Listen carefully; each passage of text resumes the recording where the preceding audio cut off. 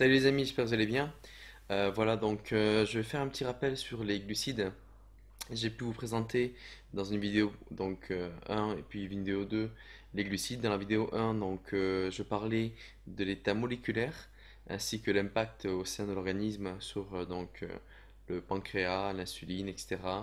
La lipogénèse, le stockage des graisses. Dans la vidéo 2, je vous ai présenté en fait comment on peut manger, etc.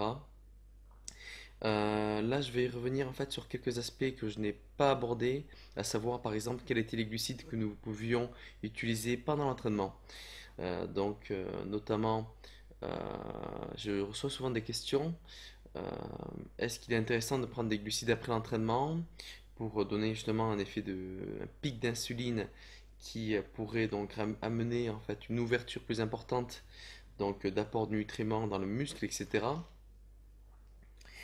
Il y a un petit peu de vrai là-dedans, mais en même temps, il faut se dire que de jouer au quotidien, si on part sur une base de 5 entraînements par semaine, à faire des pics d'insuline de la sorte, après l'entraînement, envoyer donc un shoot de sucre avec des protéines et un petit peu de créatine par exemple,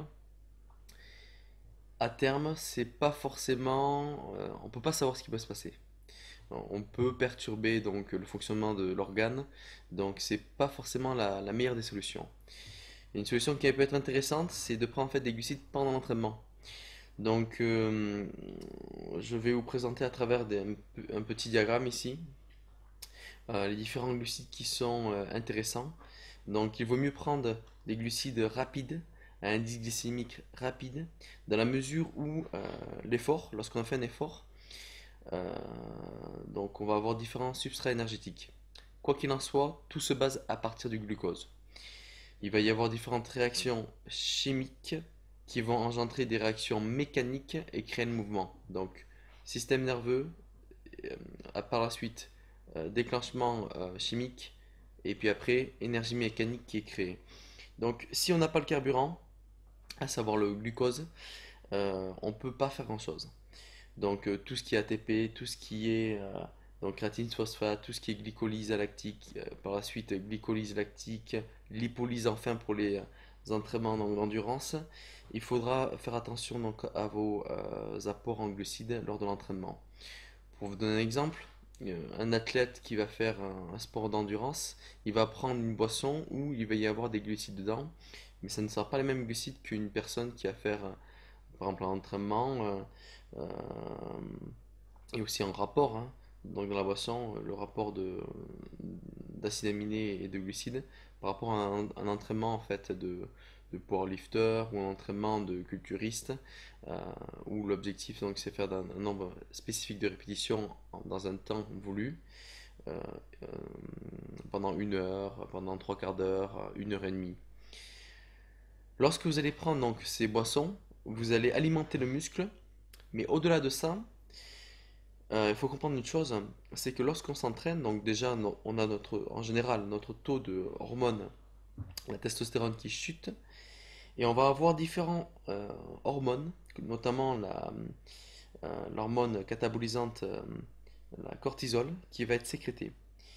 Cette hormone, la cortisol, est extrêmement en fait euh, mauvaise pour la récupération et pour la construction en fait, musculaire et pour l'hypertrophie. Donc lorsque vous allez mêler des glucides avec des acides aminés, par exemple des BCAA lors de l'entraînement, donc les BCAA on rappelle leucine, isoleucine, valine.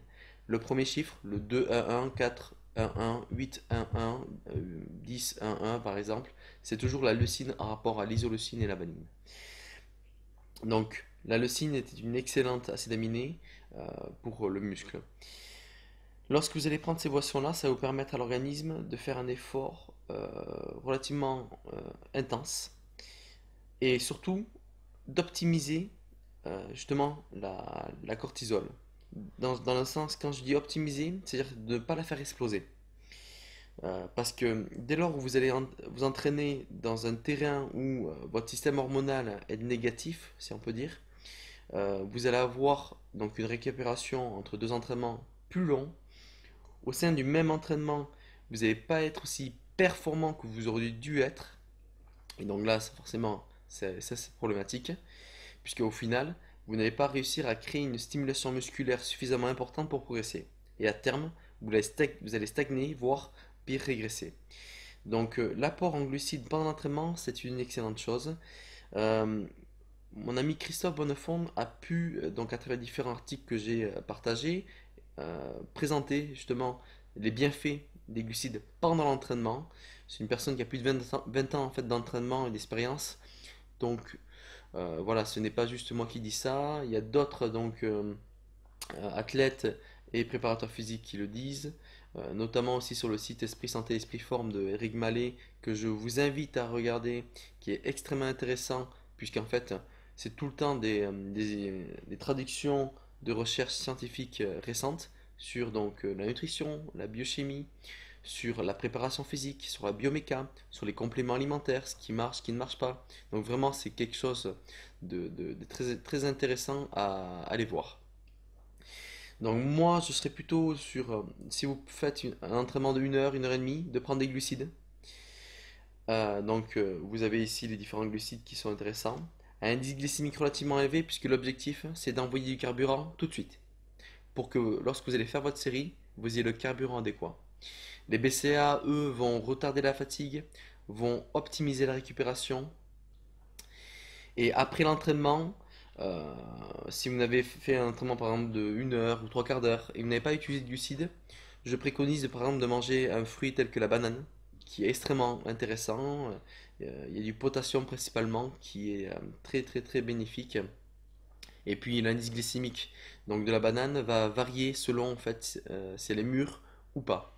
Donc si elle tire vers le vert, on va avoir un indice glycémique vacillant aux alentours de 50. Donc il faut bien la mâcher. Mais il faut en fait attendre que la banane soit bien mûre, donc avoir des taches noires pour que le glucide, en fait, donc c'est des fructoses et des glucoses qui sont dans le fruit, que les glucides soient le plus simples possible. Et à partir de là, l'indice glycémique soit plus élevé et on puisse déjà recharger un petit peu ses stocks de glycogène. Stock de glycogène qui ne se fera pas sur une seule prise, mais sur toute la journée. J'entends par là, vous n'allez pas prendre 100 grammes par exemple, de glucides après l'entraînement. Vous allez peut-être prendre par exemple 30, 50, max 60 grammes de glucides pendant l'entraînement. Donc 60 grammes de glucides, ça équivaut à peu près à 280 kilocalories à peu près. 250 kilocalories. Avec quelques acides aminés. Donc, admettons, si un entraînement d'1 heure intense va vous demander 500-600 kilocalories, vous amenez la moitié déjà en glucides. Et donc, après l'entraînement, une petite banane, un petit shaker de whey. Je vous préconise une protéine non dénaturée, filtrée à froid, pour en fait ne pas détruire la biodisponibilité de la protéine. Donc en fait, il faut comprendre une chose, la protéine c'est pas du tout hein, du dopage, pour ceux qui nous entendent et qui m'écoutent. La protéine est tout simplement quelque chose de naturel, hein, entièrement naturel, extraite du lait. Donc si par exemple je prends l'œuf qui a une valeur chimique de 100, les meilleures whey protéines qui sont non dénaturées, isolées, filtrées à froid, peuvent atteindre des valeurs de 150 en indice chimique. Ça veut dire que les acides aminés qui constituent la protéine sont 1,5 fois supérieurs à la base d'acides aminés qui est constituée dans les œufs. Et puis l'apport en créatine peut être aussi intéressante puisque elle va réduire un petit peu les crampes, elle va permettre une meilleure récupération entre 2 séances et dans la finalité, ça va vous permettre d'avoir une meilleure progression sur le long terme. Et puis vous-même, vous serez plus motivé. Il faut comprendre une chose, que la créatine monohydrate va permettre une rétention d'eau intracellulaire. Donc que j'entende pas parler de je stocke de l'eau sous la flotte, sous la peau, c'est intracellulaire. Et ça va vous permettre donc d'avoir un stock de glycogène un petit peu plus intéressant, un volume musculaire plus intéressant et de pouvoir pousser plus longtemps, plus fort dans vos entraînements. Voilà, je vous dis à bientôt et n'hésitez pas à regarder mes vidéos donc sur YouTube et sur ma page puisque mon objectif vraiment c'est de vous aider et que vous alliez le plus loin possible dans votre progression naturelle Et pour les athlètes qui veulent aller plus loin, ne faites pas n'importe quoi avec votre santé. Allez, à bientôt.